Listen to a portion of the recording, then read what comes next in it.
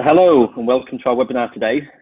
We're going to be talking about managing strategic suppliers in a crisis and how to navigate the next 90 days.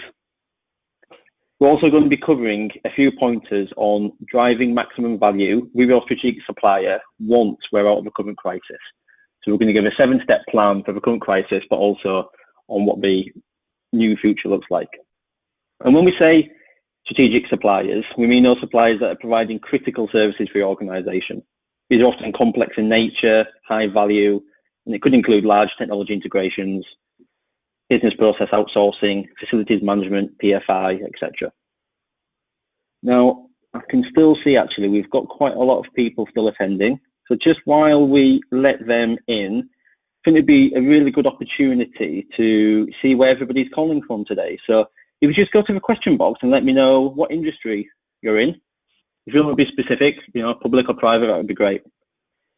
Just as those come in, just let you know that the webinar will likely take about 45 minutes.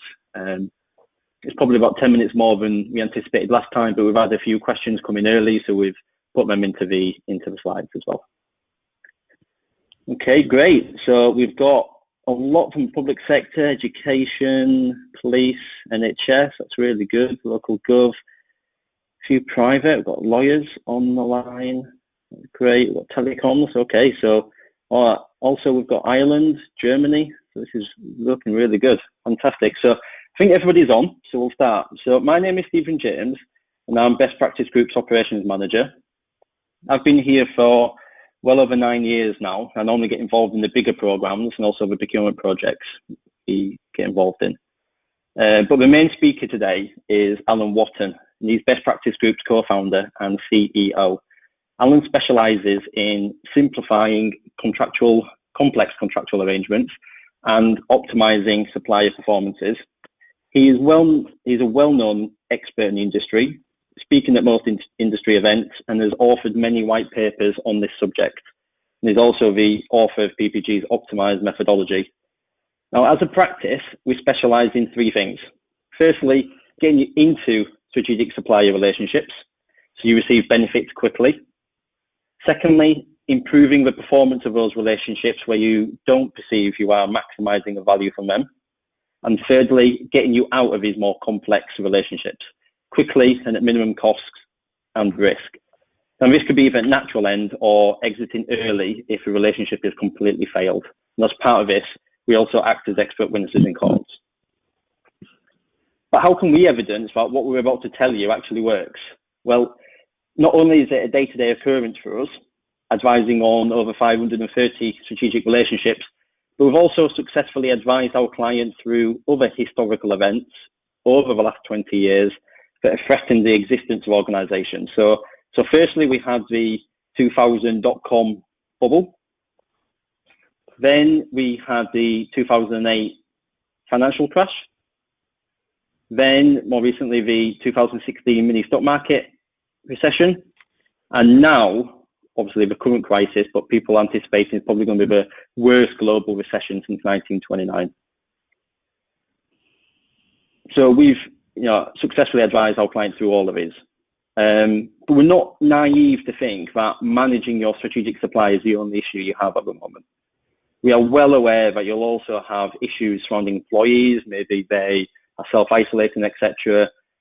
Most organisations are having trouble with revenue at the moment, and you will all have some difficulty operating, especially with your mobility issues, but as well as your general sort of compliance challenges that you also face. But today, we are only going to be talking about strategic suppliers, and as part of that, giving you a 7-step plan to help you get through this. So I'm just going to pass you over to Alan, but I'll be keeping an eye on the questions, so please do keep posting any messages. If I get a chance, I'll ask Alan throughout the webinar, otherwise we'll do these at the end. And just to let you know, the slides and the recording from today will be made available to those that want it. So please go to your question box and just say yes to the slides and the recording, and I'll make sure I can get them to you. Okay, Alan, over to you. Thanks, Steve, and hello, everyone. Most of you will be aware of some strategic suppliers already having had significant financial and operational challenges well before this pandemic took hold this year. Just as an example, Carillion, a construction and building management support company, went into liquidation last year, and Interserve went into a pre-pack administration process. So over previous years, the likes of other organisations, such as Serco, G4S and so forth, although not highlighted as being financially challenged, have been in the press reportedly major operational problems in delivering on the contractual obligations on major projects. So suppliers getting into difficulties is not anything new.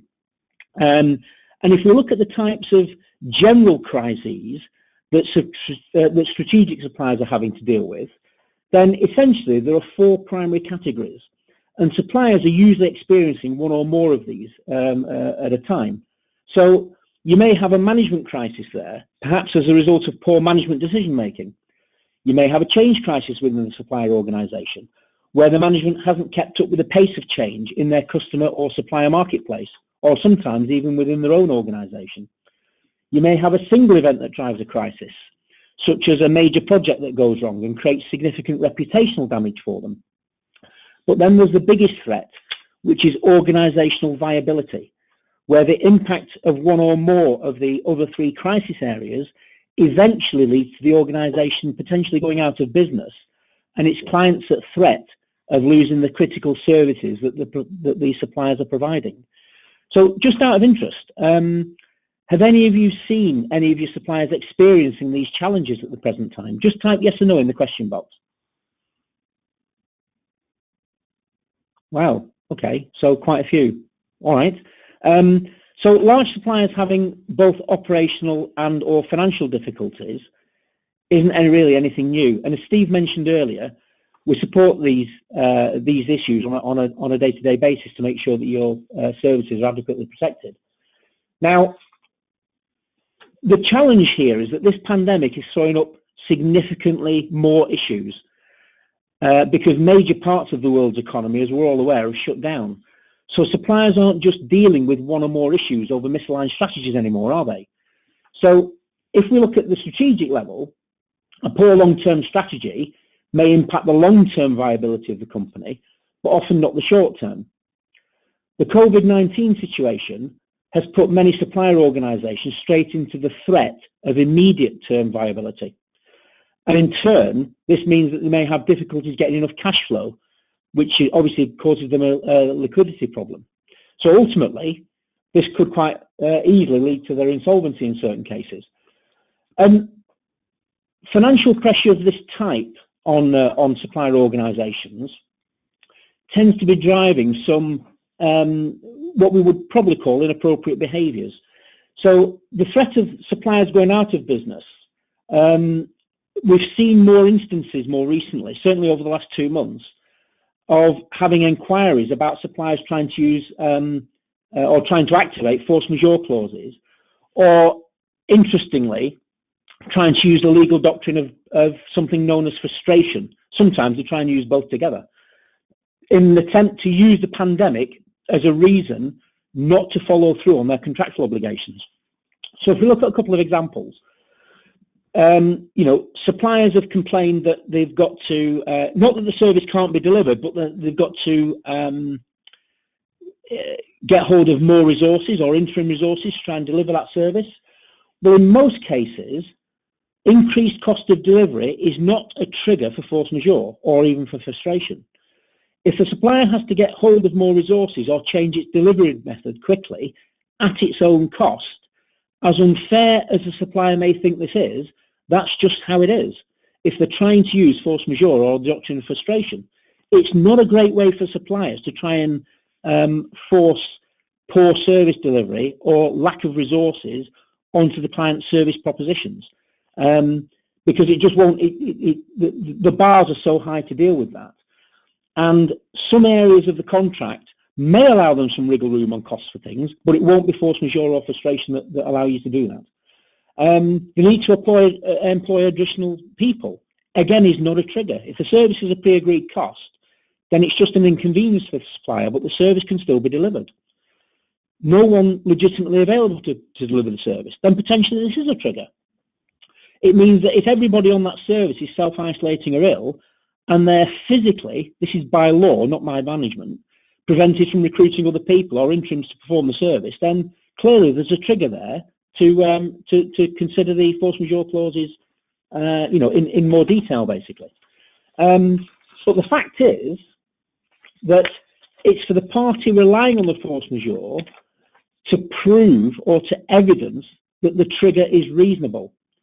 And the last point I would make on this is that you need to understand that even in the midst of this pandemic, the bar to trigger a force majeure clause is incredibly high.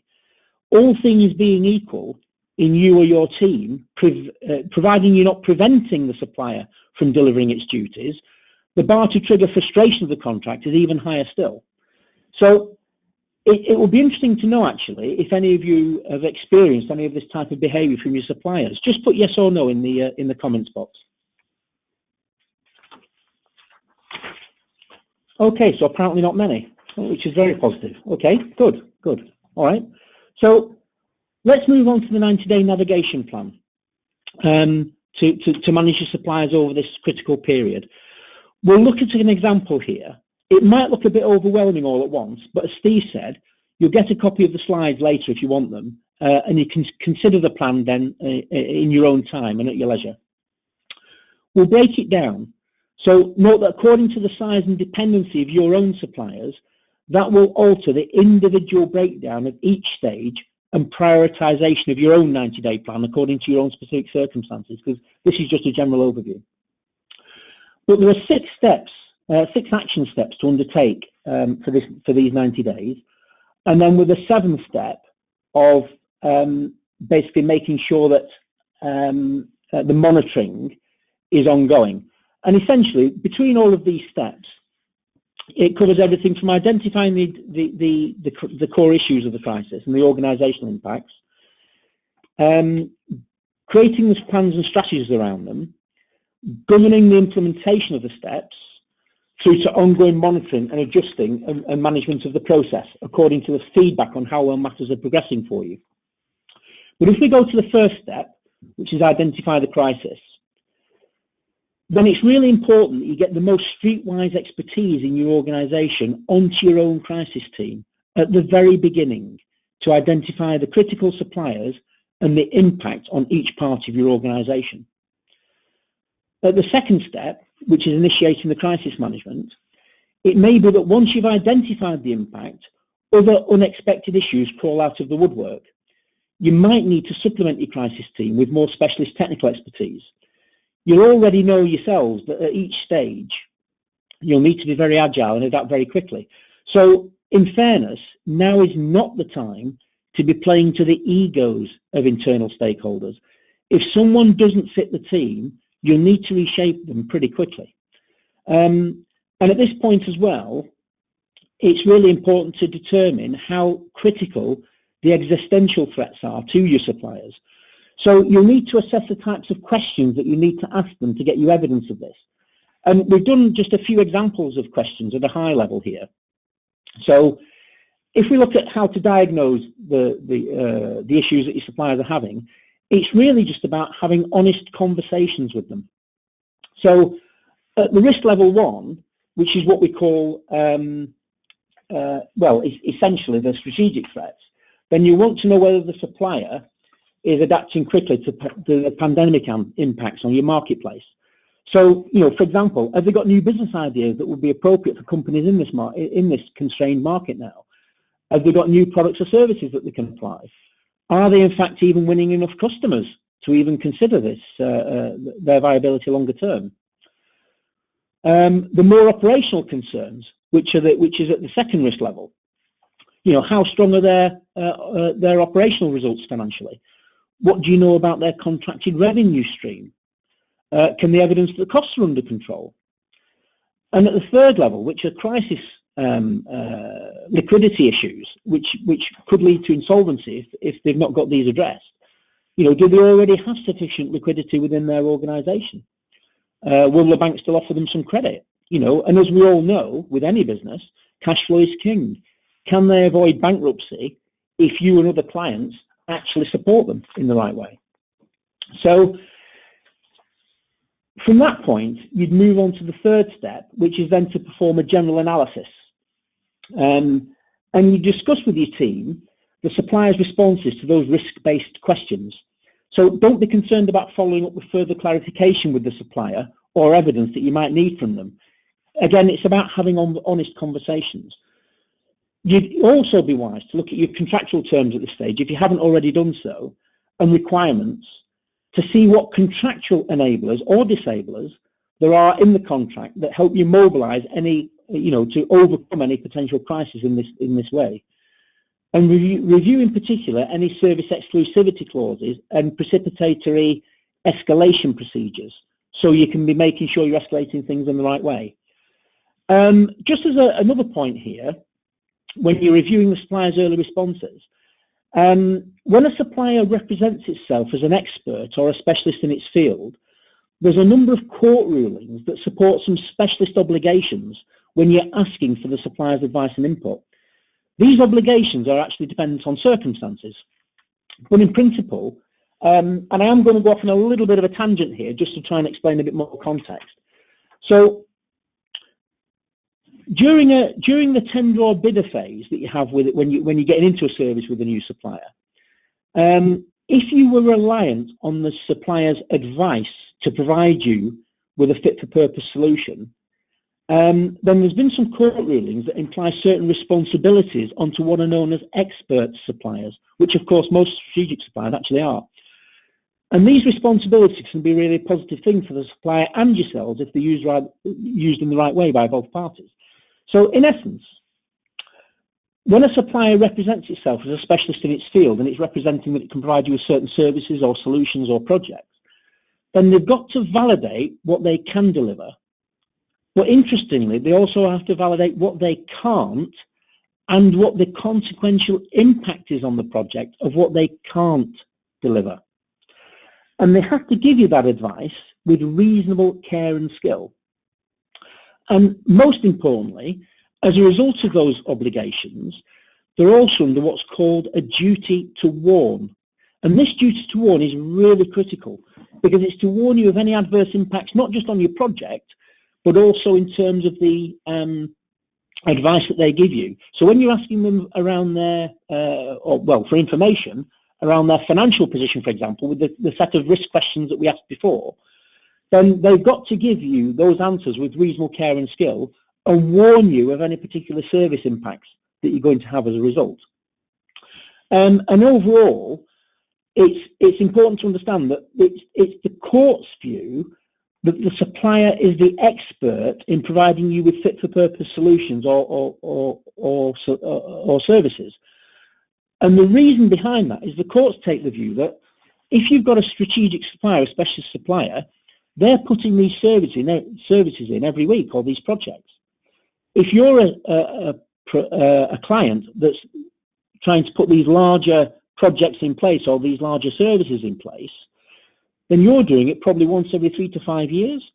And the courts take the view as to whether if you're doing something once every 3 to 5 years and the other party is doing it every week, who's more likely to be the expert in understanding what the consequences are of things not going right?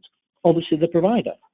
So when you're looking at these types of areas, just bear in mind that those responsibilities are implied on vendors where they've got specialist expertise in your particular field. So as we move on to the fourth area of the step plan, then what we're looking there is to look at defining the immediate measures. So if you think there's a real threat of the supplier not continuing with your particular services, you can test the market for contingent resources just in case. Because if the supplier does go bust, obviously the last thing you need is disruption of your service. Now, interestingly, the public sector can, in certain circumstances, use now emergency procurement rules, or in fact can use direct award frameworks. And in addition to that, obviously you need to check your internal resourcing and whether any training is necessary to support the crisis management of suppliers within your own team. Now, something that's been happening fairly recently, and particularly in the public sector, is there's been a very big push about paying suppliers in advance. So not just paying them early, but paying them before they've actually delivered any services. If you're thinking of paying suppliers in advance to help support them, there's just a few pointers that I'd like to put on your radar that again might just help critical friend your own thinking. So when you're dealing with suppliers and you're thinking about advance payments, one of the first helpful things might be is to seek bank references from your supplier's bank. Now, you would seek these directly. You don't need to wait for your supplier. What you would do is you would word the reference request to the bank appropriately, and you'd explain the criticality of the services that they're providing, and then you would ask for a bank reference. And the bank would normally turn that around within about 7 days for you. The other point to have on your radar is supplier dividend payments.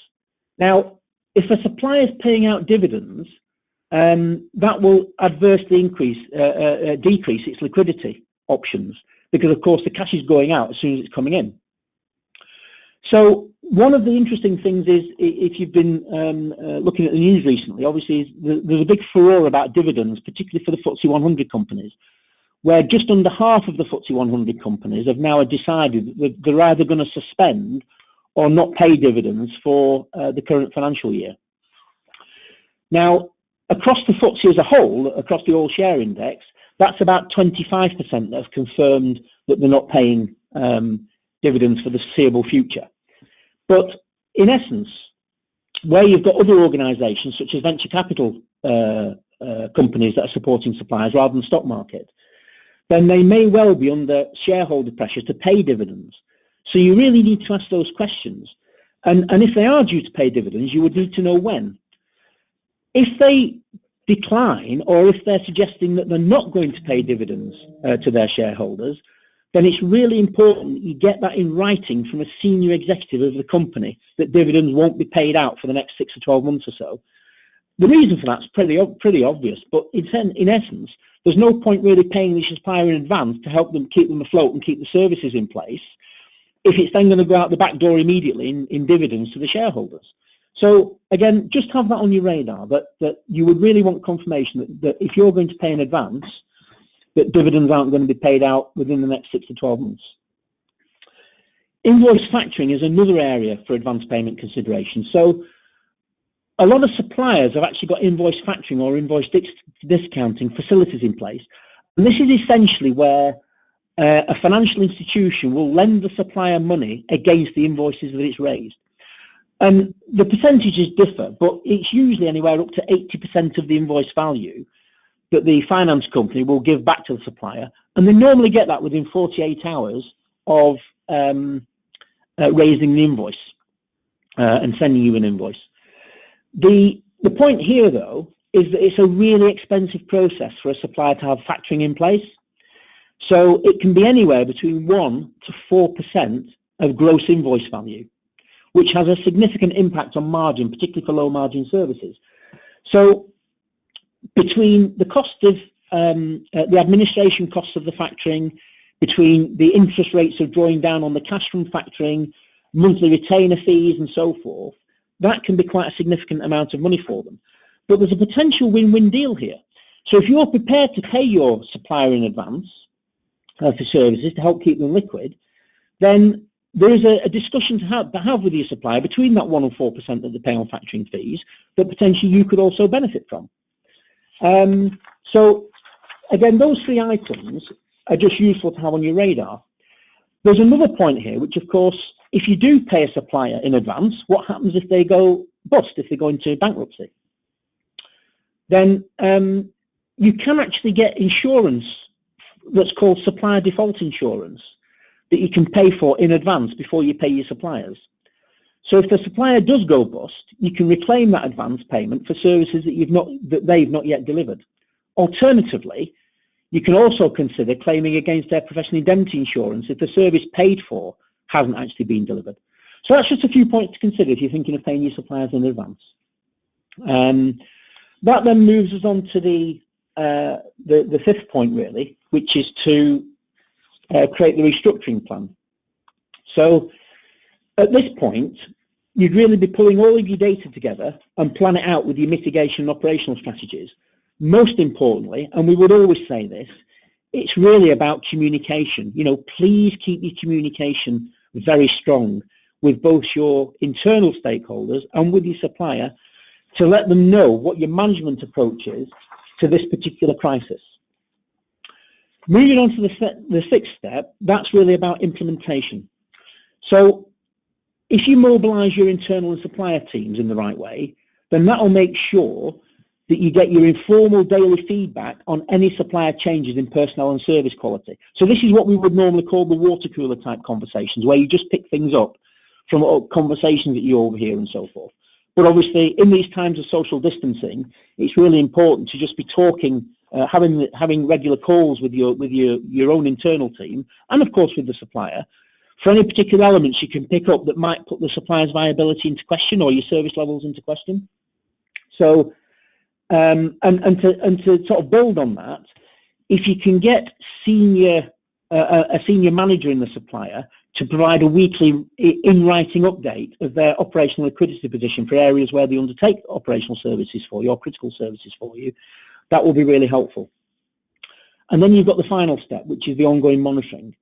So based on the feedback that you're receiving over quality, consider amending your operational requirements to either higher or lower the service bar as necessary.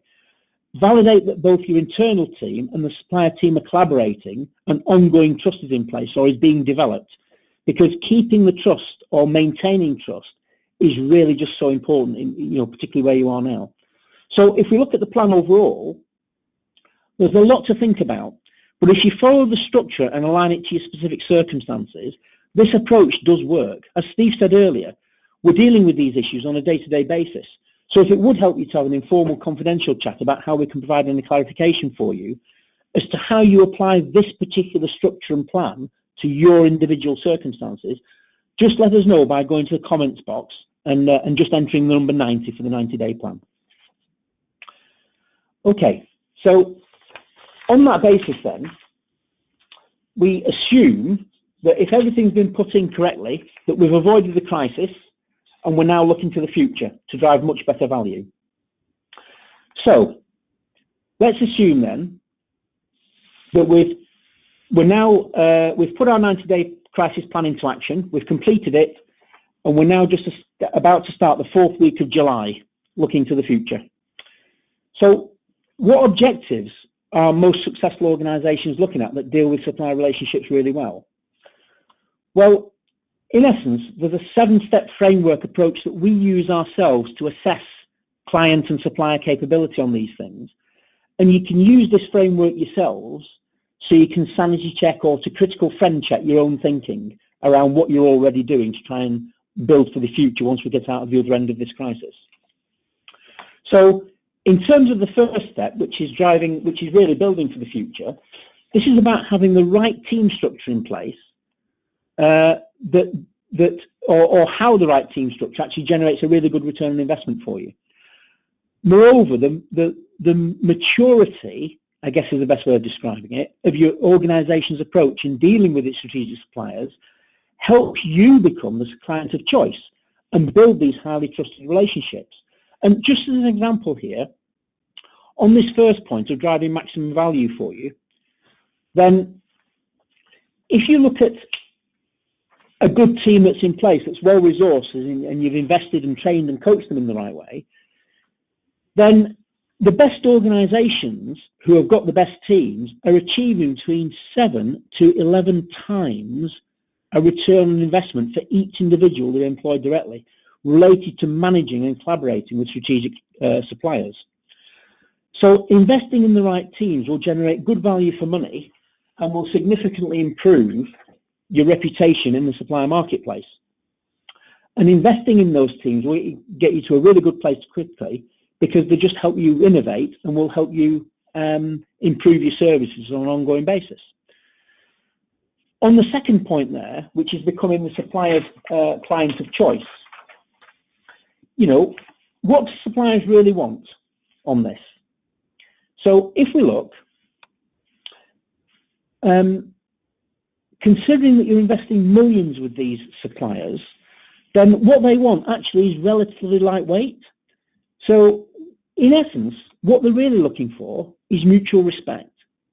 So if you can work with them in the right way, then what you'll find is that strategic partners, not always, because there are some belligerent strategic partners, as we all know, but most of them will respond in kind. So if you treat them well and you're honest and genuine with them, they'll do the same with you. And what we found in usually is that strategic partners often have an attitude where they reflect how they're being treated themselves.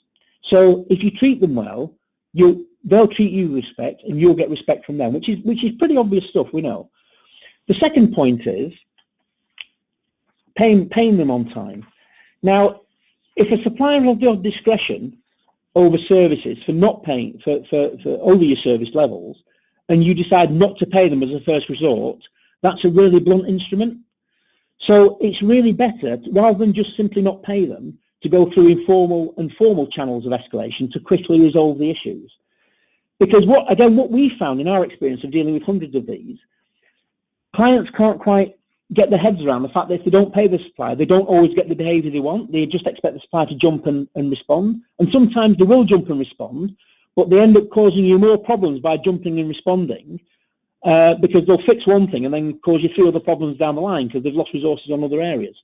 So again, just be careful. Sometimes if you find the performance is persistently lacking, then it might be a different matter and you might have to withhold payment.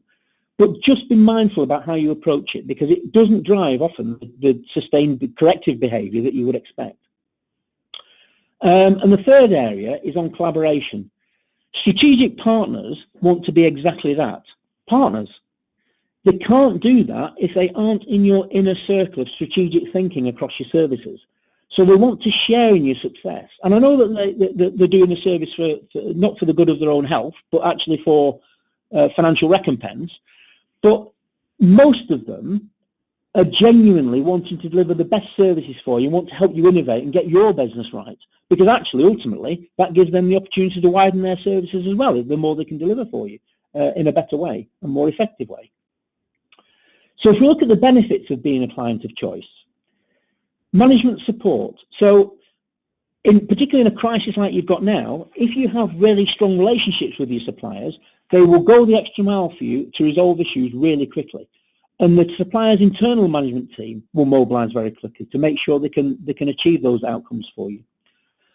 From a supplier resources perspective, you'll generally get the most talented team on your particular services.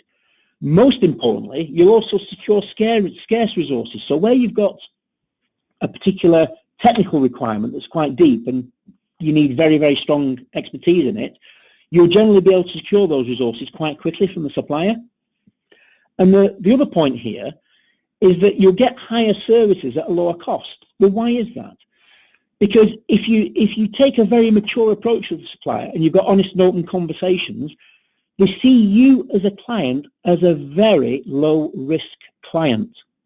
And therefore, they will significantly reduce the risk costs associated with your services in dealing with you. Whereas if you're hard work to deal with, they know you're probably going to be complaining about various things, which then increases their risk profile, which then increases the cost in turn. So far better to take a mature approach, not to be a wet lettuce by any stretch of the imagination. You know, firm but assertive is the common approach. But just make sure that if you take the mature approach, you'll know that you're getting charged the optimum price and cost-effective for cost-effective services. Innovation. Now, this is really always a key area because if you've got a really good approach to the supplier and you've got a good, strong, trusted relationship, the suppliers will be breaking your door down to come to you with new innovative services and new ways of working to try and improve what you're already doing. And of course, you know, not to mention it widens their service areas, which of course they can get paid more for. But that separately, again, they really want to do this. They want to be providing great services. Often new services will come at a significantly lower cost because they can test them with you. You put time in, they put time and resource in, and it works for both parties. And, you know, just an example on here on innovation. You've got people like, or you've got organisations like Bolton and Wigan councils that work on a joint shared service together.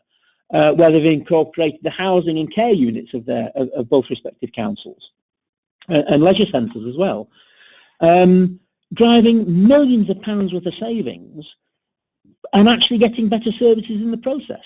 You know, Kent County Council, another example there, where their intelligent client management team on things like the BSFs and the PFIs that they've got, incredible knowledge that they're applying, very mature relationships and making them work really well. You know, and in terms of the private sector, media companies like ITV and the BBC, you know, Jim Hemmington's team there, they're doing some amazing work across the piece that are really driving excellent value in these supply relationships. And also another benefit is the prioritisation. So you'll often receive first in queue attention. Again, like now, where resources are very thin on the ground and they're getting pulled from pillar to post, if you're a client of choice, you'll generally get first call on these and you'll consistently get prioritised service levels. So, you know, the benefits of being a client of choice are really strong and you know, we'll make sure that you're in a good place for that. And importantly, these build really trusted relationships for the future. And if you look at this, then you've essentially got, you know, your objectives constantly being met. You've got inherent commercial trust in the relationship, reduced service costs.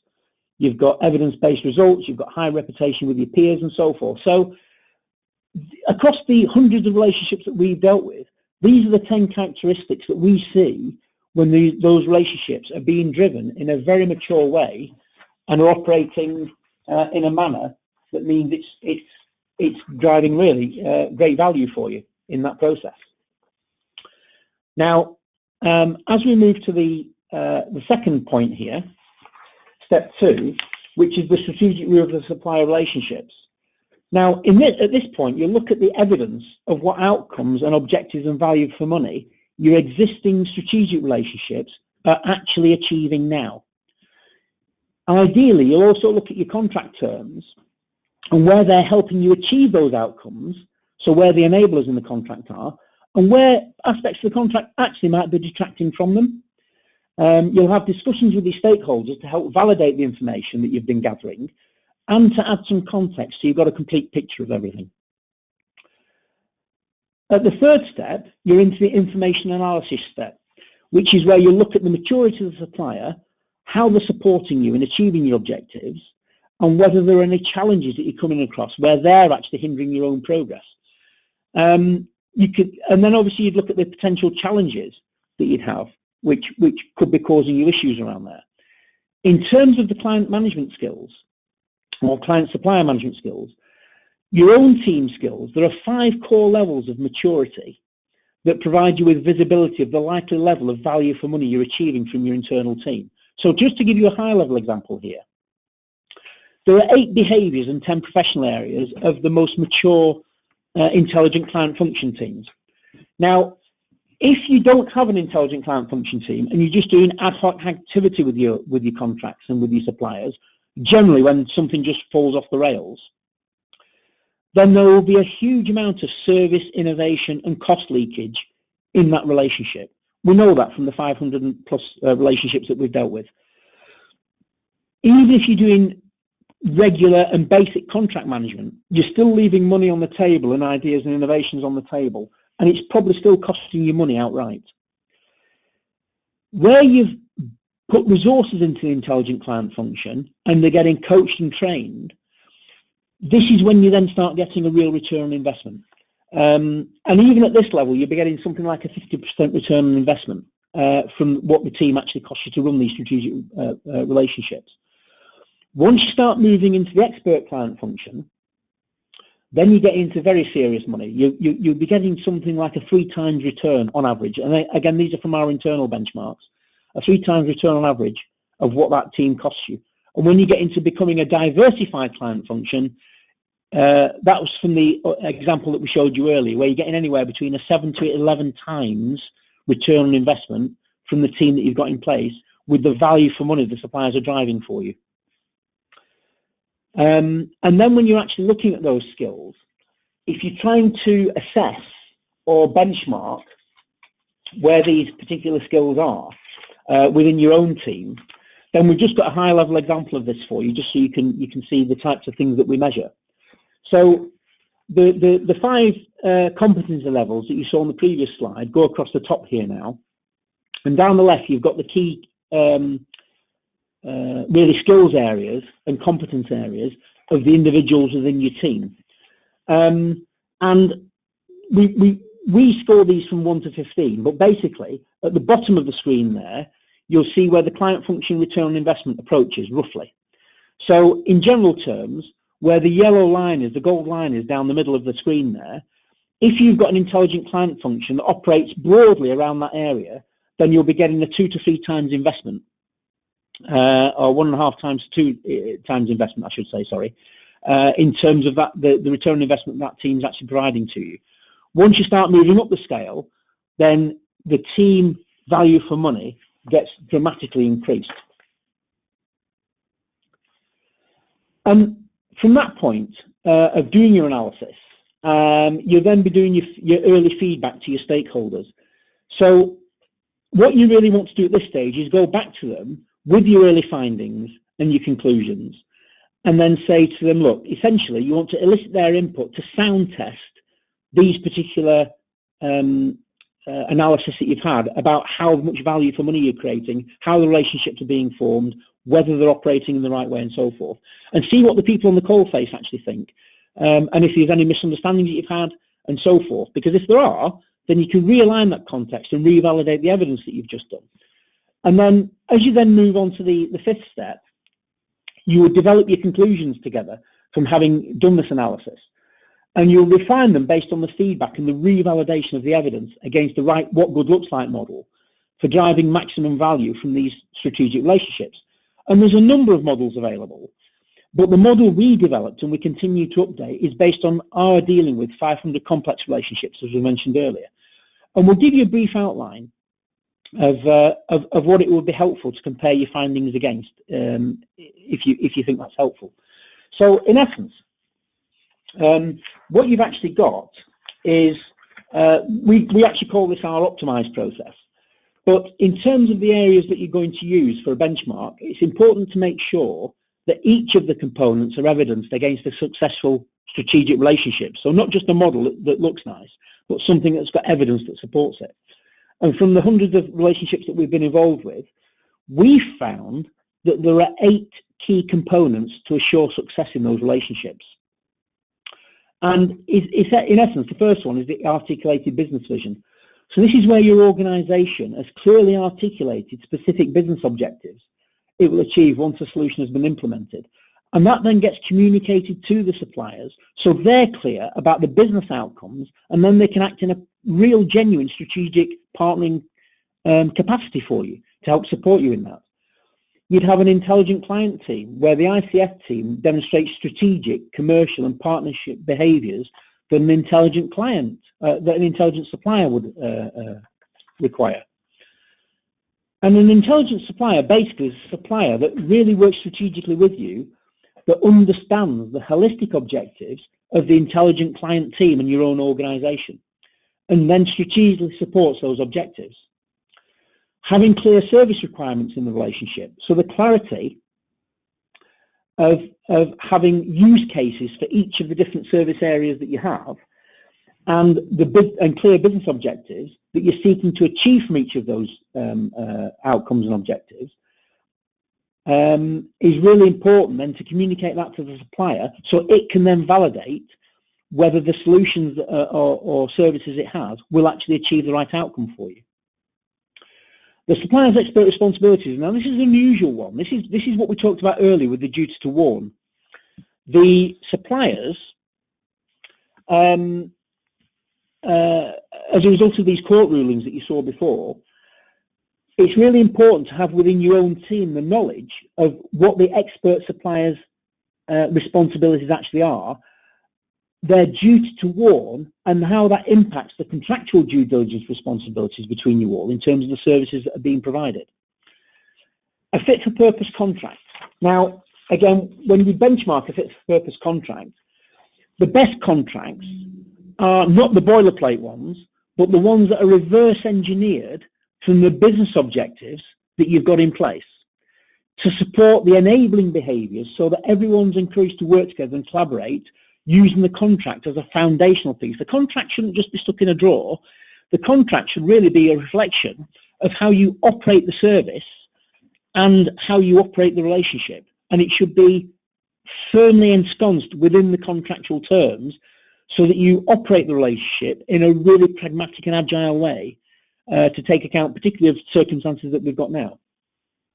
Buying governance.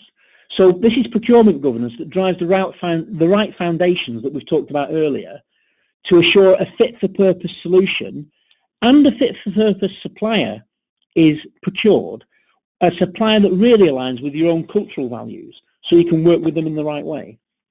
And finally, strategic supplier relationship management. So this is relationship management that assures the ongoing benefits are realised for the entire life cycle of the relationship. Now, the higher the scores that you get, you remember from the previous slide, but the higher the scores that you get in each of these 8 benchmarks, it's highly likely that you'll be getting a really strong fit-for-purpose service, great solutions, and have a really trusting relationship with your supplier. Because what that does then, at that point, we then move on to the 6th phase, or 6th step, which is then to make sure that we're putting the workshop output together in the right way. So when you're sitting around the table with your suppliers, it's a case of making sure that you've got everything in place, what you're already doing and you're communicating to drive maximum value, and you should be maximising those inputs with and those outputs with those particular suppliers. And also discuss further improvements with your internal team about where you can reduce your risk pricing and with the supplier to create greater trust in the relationship. So ultimately, you end up with a very optimized approach in the whole thing. Now, and then finally, obviously, implementation of all of those steps, which is then, and your findings, which is obviously then embedding a return on your investment technology. So ideally, you want to put in place a return on investment method so you can independently evidence the value you're creating for your other stakeholders, for your board members, for your counsellors or what have you. And then there's no argument about whether the relationship is actually creating value for money or not, or whether the team that you've got running it is creating value for money or not. You'd support your ICF team with coaching to develop them on what's already good. You'd be aligning your outcomes, objectives, your requirements, your KPIs and your contract terms every 6 months or so they reflect your changing circumstances on an ongoing basis, because organisations' objectives, they will all keep changing. You need to make sure that your services, your contracts, your KPIs and your requirements are keeping aligned in the same way. Now, there is a forgotten crisis here with the pandemic, because there's another set of considerations, or a particular consideration with strategic suppliers that seems to have fallen off everyone's radar since this pandemic has arisen. So can anyone go to the question box and type in what that might be? I'll just take a glass of water while I'm waiting for the answers.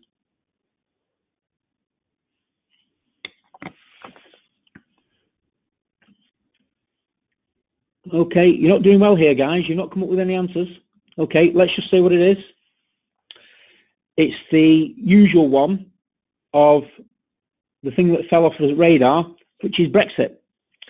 We've still got to go with Brexit yet once we get past this pandemic. So that's just more fun and games that we would like to, that you'll need to be involved in. So that's the outline of the future plan. To help your critical friend check your own thinking as to the degree that you're already getting maximum value from your strategic supply relationships going forward. So again, if you want to have an informal and confidential chat to see how this plan would align to your own specific circumstances, just type 120 plan into the questions box, and we can make sure that we provide you with some informal advice on that. So I hope that that's provided some helpful information for you on the 2 sets of plans, one for managing the crisis and one for managing the future. If I can now pass you back to Steve to check the questions that have come in. Thank you for your time. Steve? Thank you very much, Alan. Yep, thank you very much, Alan. We do have quite a lot of questions. We've only got a few minutes left, so we'll try and get through them as quickly as possible. Just before we do that, I know Alan's mentioned it a couple of times. You know, if anybody does want a one-on-one session, video conference call with Alan to either go through a 90-day current crisis or what the future looks like, then just let us know. I see a few people already requested it, and we'll set up a call and we'll discuss any questions you have, but we can hopefully try and apply it specific to your circumstances. So please let us know, we can set that up. Any questions that we don't get through, we'll also try and set that up as well. So we had a very early question from Matt, Digital Transformation Manager, NHS Trust, and he's asking how to undertake a competitive procurement in a current crisis. Well, Matt, I'm probably not going to give it justice in a very short answer here. And this is a good topic to dedicate a whole webinar, so just watch this space, and hopefully we'll have one in a couple of weeks. But I'd say because we don't know when social distancing is going to end, I think you should be preparing for running a remote procurement. And I am assuming you mean a competitive dialogue style procurement, because historically this has always had face-to-face meetings. Because otherwise, you've already got your procurement portal, which handles all the documentation remotely anyway. So I won't go into that bit because that probably won't change. But to do the face-to-face, now doing it online, I would say you obviously want to just check that you've got your own resources available to do this. Maybe do some quick soft market testing with suppliers who you think would likely respond to these. Again, just check they're open and they're willing to do this. I think they probably will be. I'm very happy for the opportunity, and but with staff working from home. You would also then obviously need to think about the technology for video conferencing. You may already have Microsoft Teams, but there's also things like Zoom to look at, which is increasing. People are using a lot more recently. And before you do virtually meet with any of your suppliers, just make sure you and the team are well prepared. So we have a framework internally we use to support the preparation and the negotiations themselves. But all I can say is do not underestimate how long you'll need for preparation. We would normally say if you can do a day's meeting with a supplier, have a day's prep. I think this is probably even more the case now, where you're introducing this and trying to do this remotely, new technology and so forth. As part of that prep, do think about the information you want to give suppliers, what information you want to get back. If there's particular negotiation points, think about your opening offers and concessions and so forth. You'll also need to think about the roles, who's playing what and who's going to say what. The technology may actually even help here. The chair being able to mute people, so you have people not over talking and speaking over somebody else. So as long as you're well rehearsed around that, I think there's absolutely no reason why you can't carry on doing a procurement like this. Obviously, being an NHS trust, you may need to think about what that might look like for your supplier getting on site, but these are issues that we're all going to have to try and work with when the lockdown starts easing off. Okay, and Alan, got a question for you. Sarah from the local authority. She said that their supplier is asked to reduce services, which they are happy to accept given the current circumstances, but we're asking how would you suggest they go about doing that? Well, it depends really. It depends on whether the supplier does she say whether the supplier is reducing services or trying to use force majeure around that, or it's just a general reducing services? Steve? Yep, sorry. No, yep, so it's no extra information. It's just the because of a pandemic, I'm assuming that they wanting to reduce services to the authority. Okay, right. So there's two scenarios, I suppose. If they're trying to reduce services to the authority, then obviously this comes back to the 90-day plan piece, where you need to look at what those services are that are going to be reduced. If the supplier's got supplier resource constraints, for example, but they're not trying to invoke anything around force majeure or frustration, if they're simply just saying to the client, look, essentially we're just short of resources, we're really tight, we've got lots of people off ill or self-isolating, then that's a sensible conversation to be having. The important thing is to make sure that you're quite clear, having had dialogues with the supplier, about what the services will actually look like.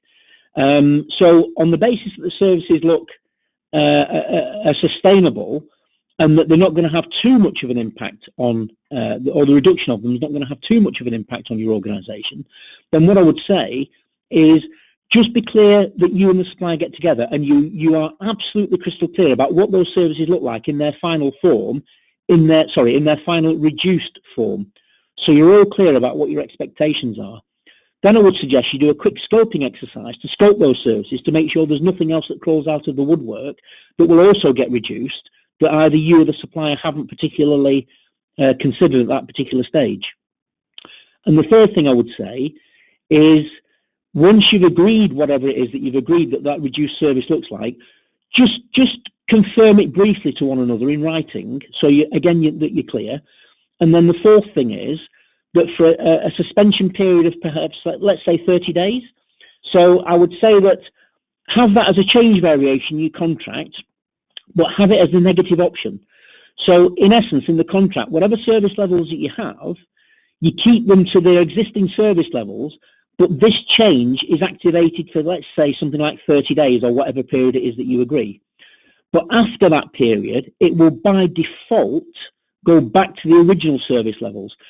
Make sure that it works on that negative option basis, because what you don't want to do is put the change variation in on a temporary basis, and then everybody then forgets about it 3 or 4 months in, if the pandemic lasts for longer than we expect. So that's the point I would make, really. Just make sure you're absolutely clear that you agree it, you update the contract, but make sure that there's a negative option, that service reduction only stays in place for a temporary period. Is that okay, Steve? Yeah, great. Thank you very much for that. We've probably only got time for one last question, so apologies for those that we've not managed to get through, but you know, if you're happy, we can try and arrange a quick call to go through them, specific to you. Just looking at Colin and Dawn there. But the last question, Alan, is it's not saying it's happened, but if our supplier invokes force majeure, do we still pay them? Well, so if there's any, there are actually quite a few lawyers on the call. So the lawyers will be better placed to answer this, of course. But what I would say is, as with all things, it depends on the force majeure type thing, because force majeure is such a high bar to trigger in terms of the service being pretty much impossible to deliver. Then the important thing is that if force majeure is going to be considered in that particular area, then my view would be that obviously it depends on how the clause has been drafted and how it's been structured and so forth. But I would say that if services are looking, if they're looking to, if the supplier is still looking to reduce services but still be paid the same amount, then again it depends on how the clause is structured. But I think that's really a negotiation and a discussion to have with the supplier, because if they are trying it on, that's one set of discussions and one way of approaching it. But if they're genuinely not really sure what to do as a supplier, and they don't really know how they can maintain your services, but then don't know how they're going to deal with the cash flow, then obviously that's a conversation to be had. And again, it could be a temporary situation where the cost of the service is reduced on a temporary basis, as we mentioned before.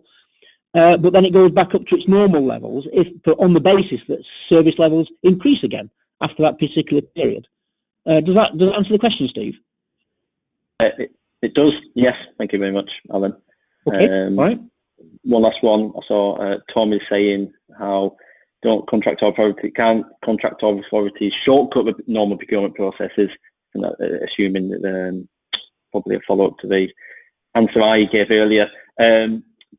Absolutely, Tom, those are options, but the question asked how they would go about doing a competitive procurement, so I'm assuming that you wanted to carry on doing a procurement process as normal. Okay, guys, look, we're at the hour up. Thank you very much for attending today. A lot of people have been asking for the slides and recordings, so we'll get them out, and lots of people also have been asking for these one-to-one calls, so we'll be arranging them over the next day or two. So thank you very much, Alan. Thank you, everybody, for attending. You're welcome. Thank you, everybody. Take care. Goodbye.